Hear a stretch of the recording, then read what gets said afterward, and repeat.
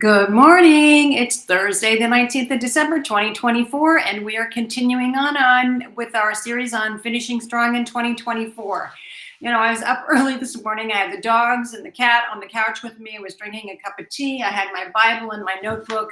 I was praying, but there was just a lot of things in my spirit that were just kind of stirred up, and I was just not at peace because we're in such a season of unrest in our nation, unrest around the world. So I was praying about that, but also just changes in my life. Specifically, we're getting ready to move cross country, a lot of things to do, a lot of decisions to make. And we're at the end of the year, getting tax documents put together, just a lot of stuff was just coming in and out of my brain. And the Lord just said to me, He said, I want you to go read Colossians 3:15 through 17 out of the Amplified Bible. Now, I have a number of scriptures there's 52 in this notebook that I've been carrying around for about 12 years that I speak over myself quite frequently. And this is one of my favorites, but it didn't come up in my spirit. The Lord had to put me in remembrance of this. So I want to share this with you because in this season, at the end of the year, there's a lot of things going on. Your kids might be getting ready to get out of school for Christmas break. Maybe you're making a job transition. Maybe you're moving. Maybe you're dealing with a parent that's ill. I mean, there just can be a lot of pressure and stuff going on, but I want to give you this scripture because it's so important and it really lifted my spirit.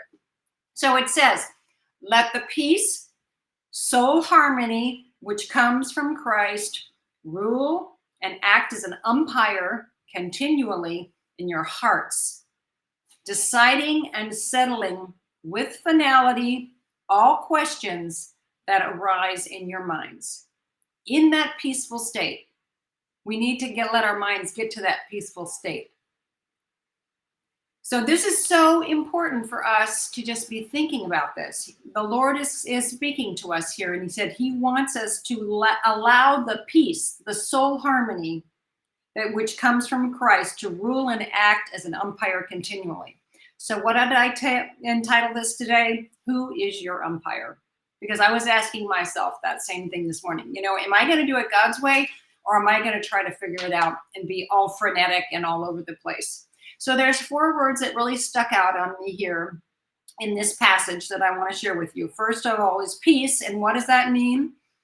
It's the state of quiet or tranquility. It's freedom from disturbance or agitation. When we get agitated, we really can be kind of crusty to be around. It's your temperament in your mind. So we do want to have a peaceful temperament in our mind. We do not want to have agitation. The soul is the part of man which enables him to think and reason. It's basically your mind, your will, and your emotions.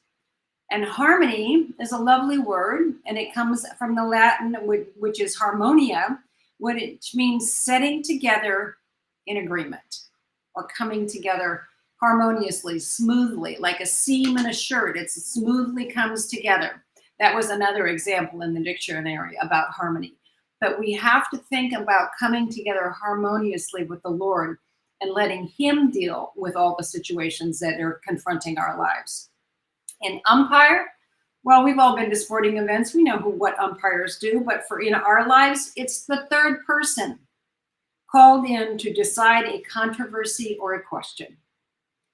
Jesus Christ is our umpire, ever-present help in time of trouble. He wants us to let His truth, His soul harmony, His peace rule in our lives, and then allowing Him to be the umpire continually. In Psalm 94:19, David was in an anxious situation, and this is another one of my favorite scriptures. And he said, when my anxious thoughts multiply within me, your consolations, Lord, delight my soul.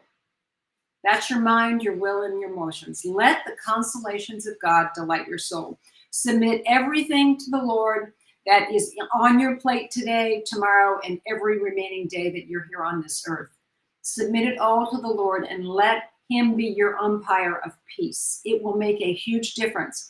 But if you'll go to Colossians 3:15 through 17 and read those passages, if you'll go to Psalm 94:19, And remember, when your anxious thoughts multiply within you, your consolations will delight your soul. God's consolations will delight your soul. It is so important to rest there.